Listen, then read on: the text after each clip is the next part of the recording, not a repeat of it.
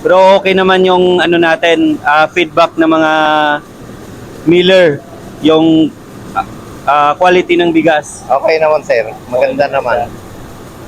Kasi yung mga tao, payag naman na maghintay dahil gusto nila magandang bigas. Oo nga, no. Magastos ba siya sa kuryente or hindi? Matipid lang siya sir sa kuryente kung ikukumpara mo sa diesel. Halos kalahati ang natitipid. Kasi may kunuhan din kami doon, diesel ang gamit. Ang gastos nila sa isang linggo, umaabot halos ng 15,000. Eh kung bayad ng kuryente ko, sa isang buwan, 29,000 lang binayaran ko. Nag-overtime pa kami sa gabi nung nagkokono. Tama, tama.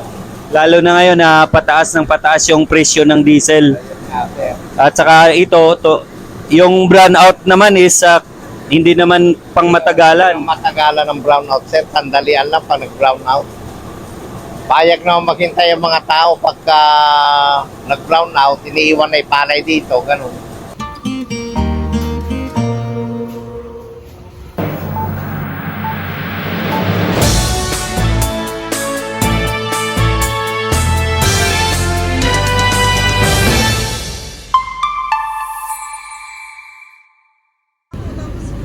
Magandang araw po sa inyong lahat. Nandito po tayo ngayon sa Gimba, Nueva Ecija. Meron po tayong bibisitahan dito na actually user na po ng VSC 25D. Surprise visit po namin itong client namin. Yung sokay na po namin sa 25D Combined Rice Mill Machine ng VSC Agricultural Machineries or Veroserve Corporation. So tara, samahan niyo po kami. Kapag kayo po ay nasa Luzon area, ito po yung daanan natin. Ayan o, makikita niyo po dito kapag nasa Northern Luzon po kayo. Nasa Gimba po tayo ngayon Gimba, Nueva Ecija. Puntahan po natin.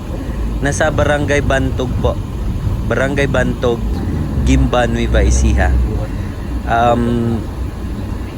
Maganda po yung machine na yun eh. Gusto ko lang papakita sa inyo at isi-share namin sa inyo kung ano ho ba yung mga benefits at advantages dito sa machine na to. Kapag kayo ay nagpaplano na magnegosyo ng rice milling or magpatayo ng rice milling, ayun na, andito na po tayo. Makikita na po natin yung building, yung rice mill nila. Ayan, yan po. Sige, puntahan na natin.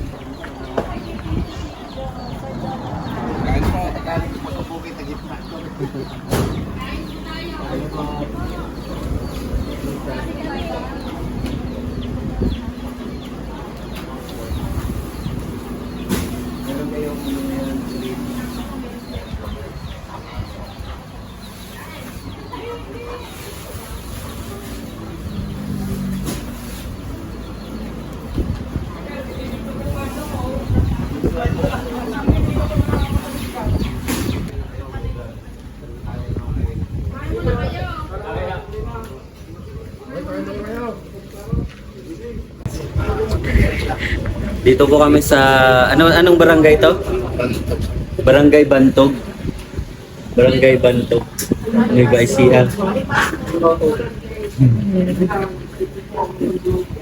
Sa lahat sa mga kababayan natin na taga Nueva Ecija, kung kayo po ay gustong magpapamil ninyong palay, pumunta po kayo dito.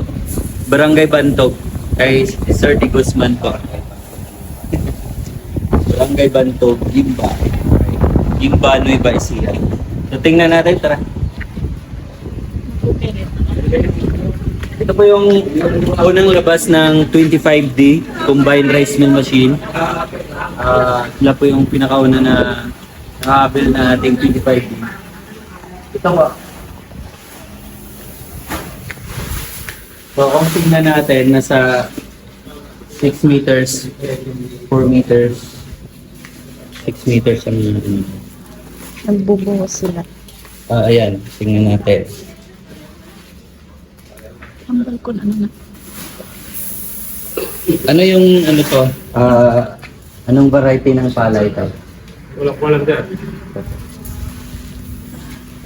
Tingnan nyo guys to, yung palay. Ayan ang yung tutuan. Dito po nilalagay yung ano, palay. Tapos meron siyang elevator. Papaakyat doon. Wala ng cleaner to. Palay cleaner. Yun. Meron siyang palay cleaner mula dito sa imbuduan ng hotel. Paakyat doon sa elevator. And then bababa doon sa cleaner. And then husker. Dito ito yung husker ng hotel. Dalawang elevator. Twin. Double elevator. Ayan ang double.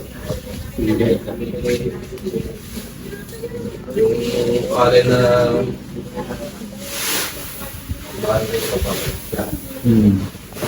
So yung paddy separator, 5 layers na paddy.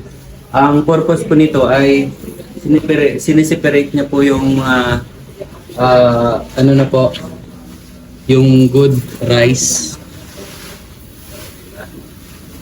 Yung nabalatan na at saka yung hindi pa nabalatan. Yan po. 5 layers na paddy separator. Then, yung iba, yung hindi pa nabalatan ng maayos, babalik na dito ulit.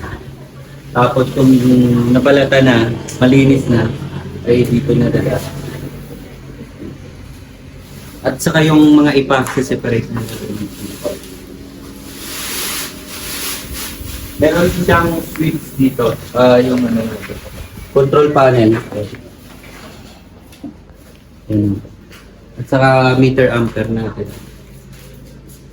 Meron siyang electric motor. Kailangan nyo lang ng 3-phase transformer dito. At ito, nilagyan ng elevator and then stoner. Dito na po. Ito yung stoner. Then good rice na po lalabas dito. Talagang malinis na po.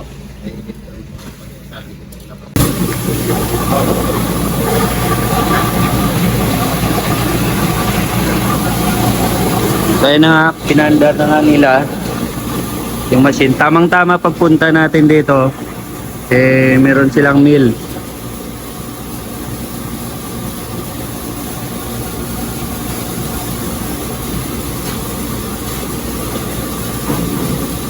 So dahan-dahan po bumababa yung palay dito.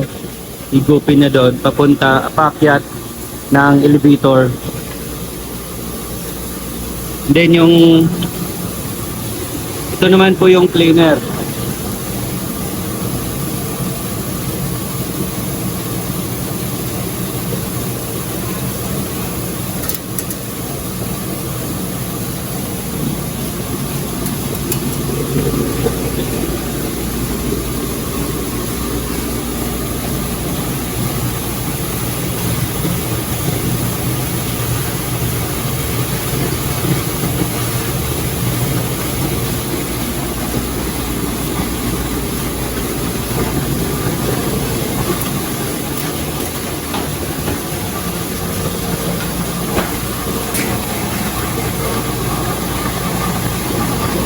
Bali, ito na yung control niya.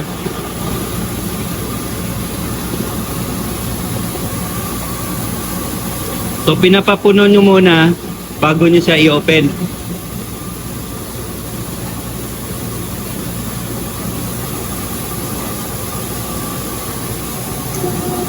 Yan.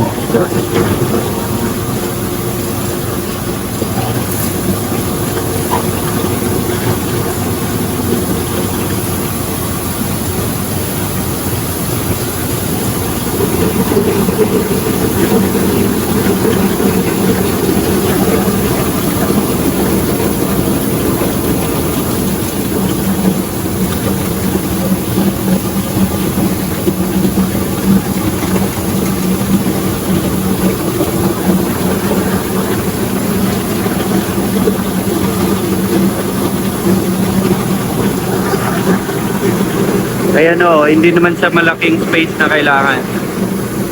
Liit lang.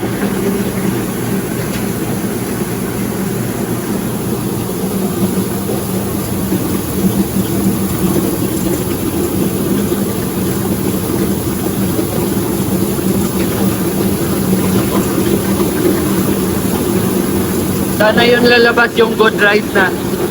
Dito na. Ito. Pabalik doon. Okay.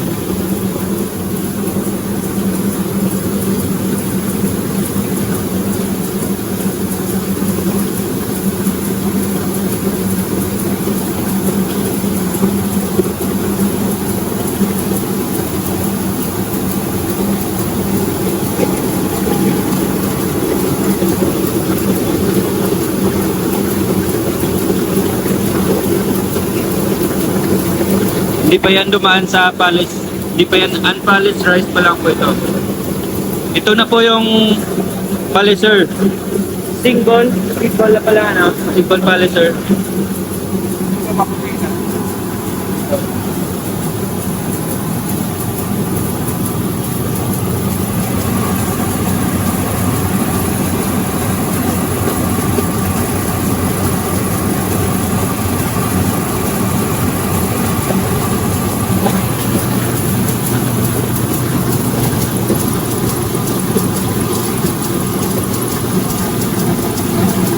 Ito na po yung bit toner.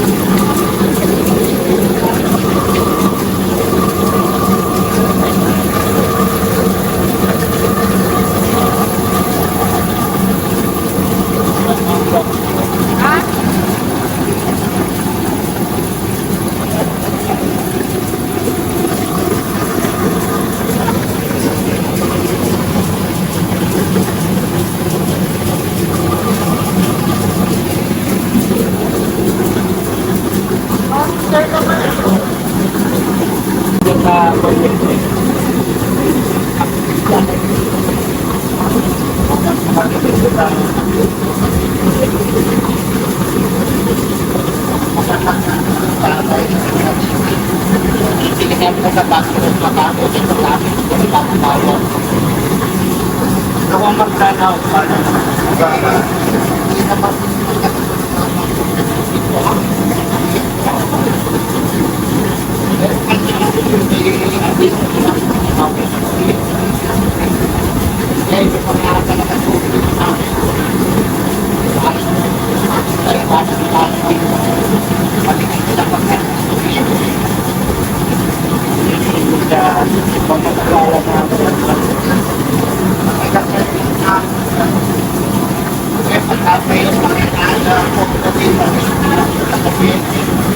Hindi pa po muna natin ang gabi.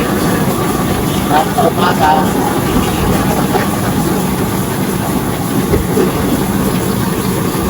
Ay, hindi mo ba? Maingay.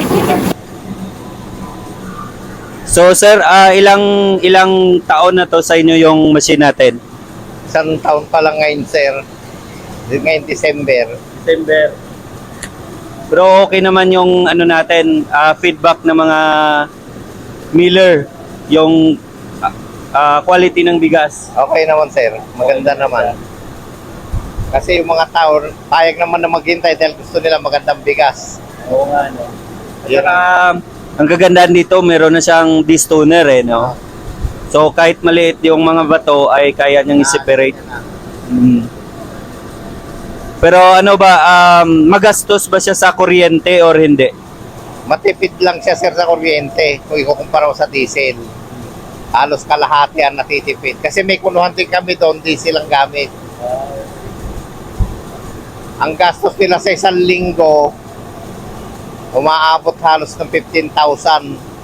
Kung bayad ng kuryente ko sa isang buwan, 29,000 lang binayaran ko. Nag-overtime pa kami sa gabi nung nagkokono. Tama. Lalo na ngayon na pataas ng pataas yung presyo ng diesel. At saka yung brownout naman is hindi naman pang matagalan. Matagalan ng brownout, sir. Sandalian lang pag nag-brownout. Payag na maghintay ang mga tao pagka nag-brownout, iniiwan na ipalay dito, ganun. Kamusta naman po yung maintenance ng machine? Okay naman, sir. Wala pa ng mga bumibigay. Sa loob na isang taon. Panay pambelt pa lang napalitan, rubber, gano'n. Anong size ng rubber rolls nito? Otso, sir. Otso. Kahit actually 5 layers lang yung ano natin, yung ito po yung 25D, unang labas ng 25D natin. 5 layers pa lang po yung body separator niya, pero ngayon ang bago kasi 7 layers na eh. At saka yung ipa, nakita ko kanina, pino yung ipa, yung darak. Ayun, tara. Yung darak. So, kamusta naman po yung darak? Binabalik nyo sa Miller. Pinabalik, sir, sa may-ari ng palay yon, yung darak. Kanila yon. Ang may iwan lang sa akin, sir, na kwan yun, yung ipa. Yung ipa. Pero yung ipa doon separate yun sa labas, ano? Nasa labas, sir. Yung iba nga binibenta pa rin nila yung ipa. Binibenta ko. Kahapon, kukuha lang dito, sir, nung buyer ko na ipa. So walang sayang, ano, walang masasayang.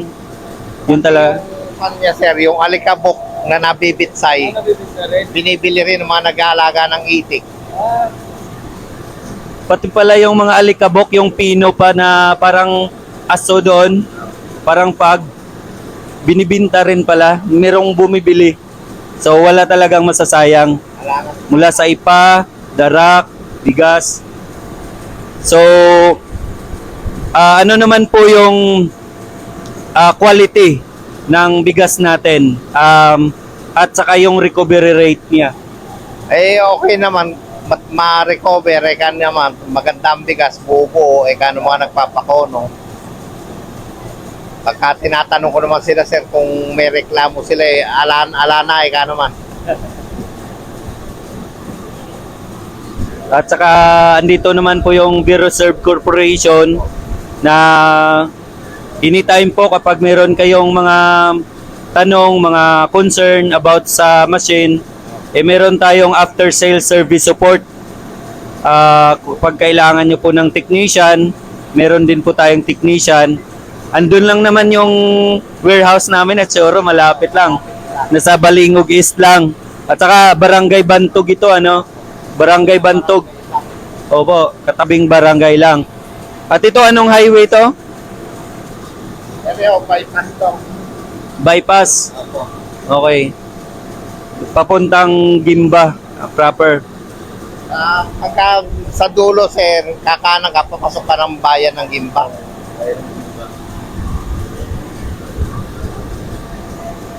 Lalo na ngayon, ang presyo ng bigas ngayon, pataas ng pataas, ano? So, ano po yung ginagawa ninyo? Nagbibenta rin po ba kayo ng bigas? Nagbebenta rin po kami, kaya lang ngayon po, ubos na yung palay na tinira ko. Kasi 80 ka ba lang yun, subok lang sana. Sabi ko, pagkaya rin ang taniman, sa ako'y bebenta. Kaso, hindi pa nag-umpisa taniman, naubos na. At ang sabi nga, sir, ng mga bumibili, pang commercial talaga na yung bigas. Parang hindi naman tayo mahuli sa quality. Ang ano lang, magkano yung bilihan ng palay dito ngayon? Sa ngayon, sir, ang presyo daw ng palay, 31 na. 31. Yung dry. Yung naibilad na ng Kabilang na. grabing taas ng presyo, ano? Kaya ang presyo ng bigas, baka tataas pa uli. Lalo na ngayon, pa-El Nino na. Sige sir, maraming salamat po. Pinaunlakan nyo kami sa surprise visit namin dito. Eh, dito po, kahit anong oras, basta may bisita, in-entertain namin. Actually, sa mga kababayan natin na taga Luzon area, maraming nagchat-chat sa akin kung pwede daw nila bisitahan dito. So, si sir po yung open talaga, welcome talaga siya na bisitahan. Oo. So, open siya para sa mga gustong tumingin ng machine ng BSC 25D Combined Rice Mill Machine. So, ayan po. So, maraming salamat po, sir. Thank you po. Salamat din po. Okay, sir. Yan po. Ano? Ano? Ha? Okay. Puta, sa inyo rin yun. Itong farm. Yes po. Yung kung may pinatutuloy, nakatulong po kami, yung iba. Okay. Kapatarin po ako bunga. Walang sayang na space.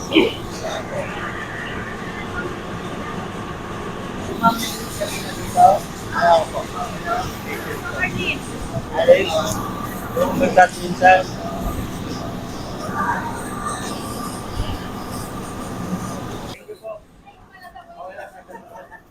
Ako po yung katsat niyo mo minsan kapag meron akong pinapapunta dito.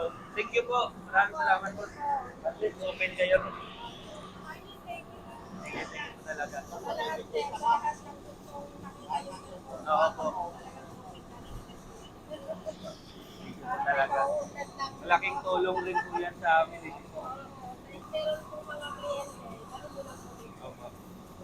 Thank you po, sir. Thank you po. Opo. Sa group chat na lang.